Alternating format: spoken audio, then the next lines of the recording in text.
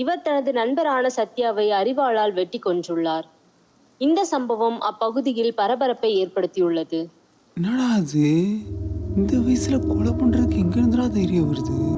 அதுவும் கூட பழகின ஃப்ரெண்டே. அந்த தைரியத்துக்கு காரணம் போதை, கஞ்சா போதை. ட்ரக்ஸ் அடிக்காம கத்தியத்தோட கையெல்லாம் நடுங்கும். ஆனா அது உள்ள போனக்கப்புறம் உனக்குள்ள இருந்து இன்னொருத்த வருவான். உன்னோட மொத்த உடம்பையும் அவன் கண்ட்ரோல் பண்ண ஆரம்பிப்பான்.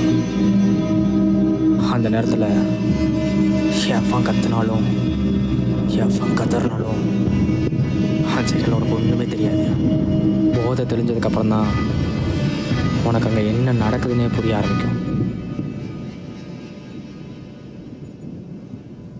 இது எடுத்துக்காம இருக்க முடியாதா?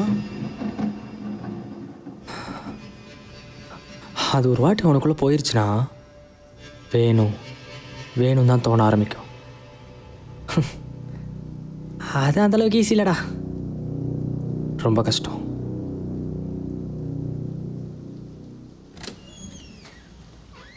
டேய், ஆஃபீஸ் டைம் ஆச்சு, போயிட்டு வரேன். செல்வா,